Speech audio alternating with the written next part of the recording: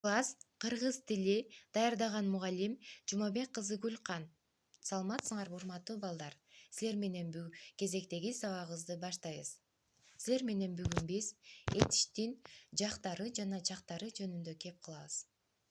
Урматтуу балдар, кыргыз тилинде сөз түркүмдөрү зататооч, сынатооч, санатооч, ататооч, этиш, тактооч, сырдык сөз, тууранды сөз, жандооч, байламта, кызматчы сөздөр, модалдык сөздөр болуп 12 топко бөлүнөт. Эгер өзүңөрдүн эсиңерде болсо, мурдакы сабакта биз санатооч жана анын маанилери боюнча бөлүнүшү жөнүндө кеп кылганбыз. Ал эми бүгүн силер менен биз этиш жана этиштин чактары жөнүндө кеп кылабыз. Демек, этиш заттын кыймыл аракетин, ал абалын билдирет. Эмне кылды, эмне кылып жатат деген суроолорго жооп берет. Мисалы, Асан бийлеп жатат. Бул жерде зататооч сөзүбүздүн эмне кылып жатат деген суроосуна бийлеп жатат деген сурообуз жооп берди. Өзүңөр байкагандай, бул жерде кыймыл аракетти бийлеп жатат деген сөзүбүз билдирди.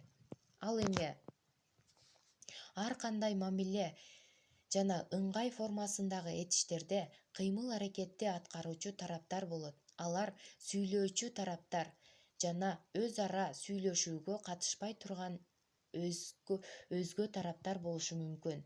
Мен жогоруда белгилегендей, бул тараптар этиште 3 жак менен жакталат. Алар биринчи жак мен, көптүктүрү биз, экинчи жак сен, көптүктүрү силер, сылыктүрү сиз, үчүнчү жак ал, көптүктүрү алар.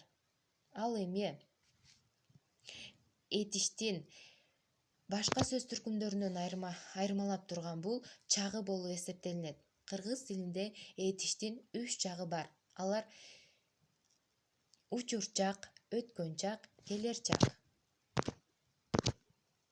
Учур чак сүйлөп жаткан учурда болуп жаткан аракетти билдирет. Мисалы, мен ойноп жатам.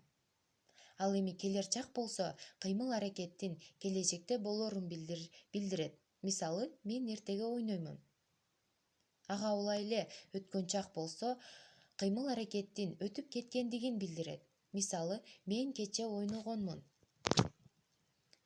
Ал эми көпчүлүк учурда жак көрсөткүчтөр өзлөрүндө чак маанилерди кошо ала жүрөт. Ошондуктан этиштин чактарынан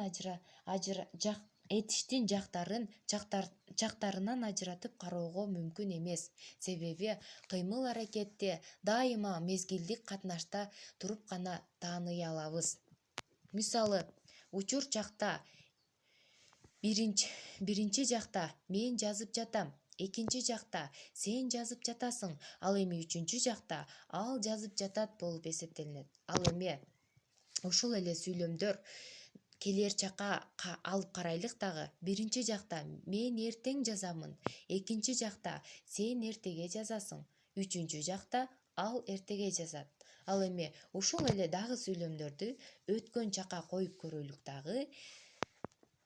Биринчи жакта мен окуганмын, экинчи жакта сен окугансың, үчүнчү жакта ал окуган.